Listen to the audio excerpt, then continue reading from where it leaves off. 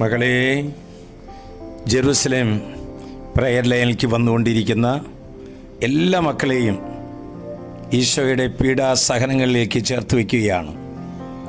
വിവിധങ്ങളായ രാജ്യങ്ങളിൽ നിന്നും, വിവിധങ്ങളായ കുടുംബങ്ങളിൽ നിന്നും, വിവിധങ്ങളായ സമൂഹങ്ങളിൽ ഇരുന്നു കൊണ്ട് ഈ ശുശ്രൂഷയെ സ്നേഹപൂർവ്വം സ്വീകരിച്ചുകൊണ്ടിരിക്കുന്ന ആയിരക്കണക്കിന് മക്കളുടെ മനസ്സിൻ്റെ ഭാരങ്ങളും സങ്കടങ്ങളും യേശുവിൻ്റെ കരങ്ങളിലേക്ക് വീണ്ടും സമർപ്പണം ചെയ്യുകയാണ്.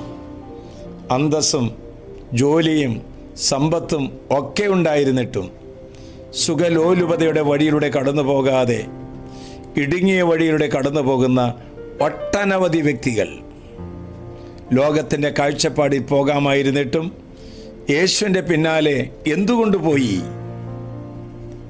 വചനം ഓർമ്മപ്പെടുത്തുന്നു.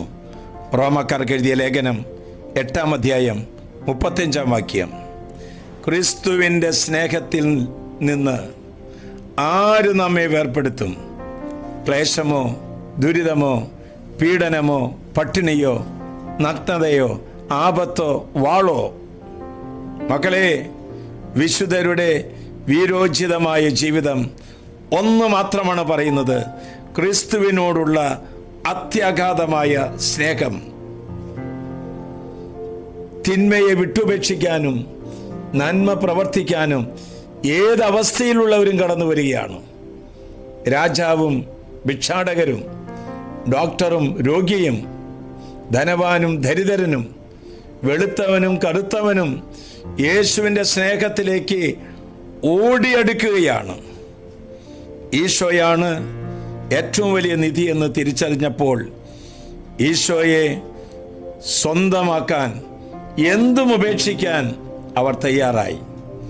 ഉന്നത ബിരുദങ്ങൾ, ഉന്നത ജോലികൾ, ഉന്നതമായ ശമ്പളം, ഉന്നതമായ പദവികൾ, ഉന്നതമായ ജീവിത സൗകര്യങ്ങൾ, ഉന്നതമായ പാരമ്പര്യം എല്ലാം ഉച്ഛിഷ്ടം പോലെ വലിച്ചെറിയാൻ ഈശോയുടെ സ്നേഹത്തെ പ്രതി അവർ തയ്യാറായി. എന്തെങ്കിലും നേടാനായിട്ടല്ല, എല്ലാം യേശുവിനായി നൽകാനും നഷ്ടപ്പെടുത്തുവാനും വേണ്ടിയിട്ടാണ് അവർ അപ്രകാരം ചെയ്തത്. ആർക്കും എവിടെയും വചനം കേൾക്കാനും ഷെയർ ചെയ്യാനും നമുക്കും സാധിക്കുകയില്ലേ?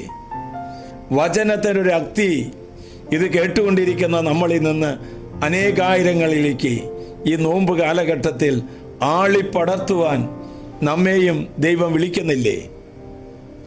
ദൈവത്തിൻ്റെ വിളിയെ സ്വീകരിച്ചുകൊണ്ട് യേശുവിൻ്റെ സ്നേഹത്തിൽ നിന്ന് വേർപ്പെടുത്താനാവാത്ത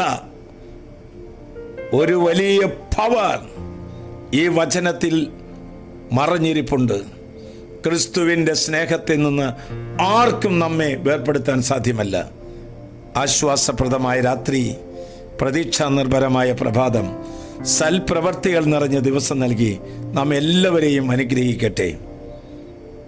നമ്മുടെ കർത്താവ് ഈശോ മിശിഹായുടെ കൃപയും പിതാവായ ദൈവത്തിൻ്റെ സ്നേഹവും പരിശുദ്ധാത്മ സഹവാസവും നാം എല്ലാവരോടും ഇന്നത്തെ ഈ തിരുവചനം ആവർത്തിച്ചു പറഞ്ഞ് ഒരു വലിയ ദൈവസ്നേഹ അഗ്നിചൂളയായിട്ട് ഓരോരുത്തർ രൂപാന്തരം പ്രാപിക്കട്ടെ.